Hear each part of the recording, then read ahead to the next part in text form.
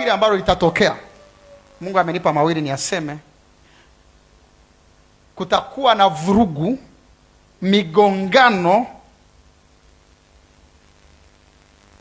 na sijui nielezeje.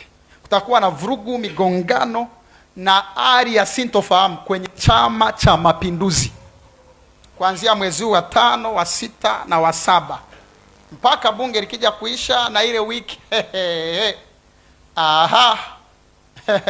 yatatokea mambo ndani ya Chama cha Mapinduzi. Watu waliokuwa wamekaa kimya, mwezi wa 3 tarehe 5 nilitoa unabii nikasema kutakuwa na pembe zitaanza kutoboa kuta za Yeriko. Wakati nilitumia neno la star kidogo nikasema Yeriko ni CCM. Kwa hiyo wa 5, wa 6, wa 7 CCM inapaswa kujishikilia. Yatatokea na hakuna wa kuyazuia.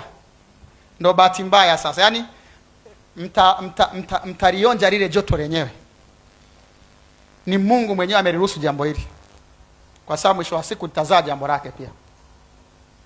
Kwa hiyo hata mseme sijui mtawatishia muwafute wanachama, kuna watu watawazidia idadi, watawazidia wingi na watawazidia nguvu.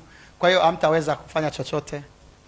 Na kama nilivyosema tangu mwezi wa 3 tarehe 5, ukuta utaanguka na mapenzi ya Mungu yatapita. Kwa hiyo haya mawili nimeona nisiyaache bila kuyasema kwa sababu yanatokea. Ili la CCM ni mwezi wa 5, wa 6 na wa 7 mwanzoni yanakuwa yametokea.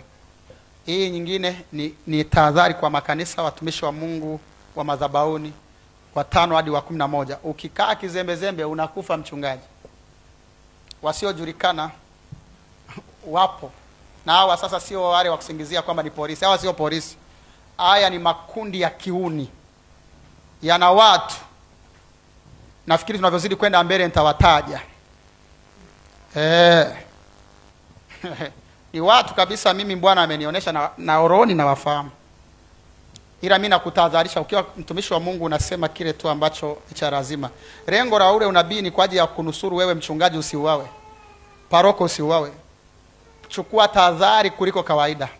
Mizunguko yenu kwenda kanisani na kurudi, mnavyohudumia watu, kila kitu unapaswa kuwa makini kwa sababu maisha yenu au yetu yako hatarini.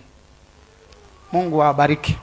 Sauti ya Mabadiliko ni wito wa kujiunga na harakati hizi za kujenga jamii mpya yenye watu wapya katika nchi mpya ambamo ndani yake hakitasikika kilio.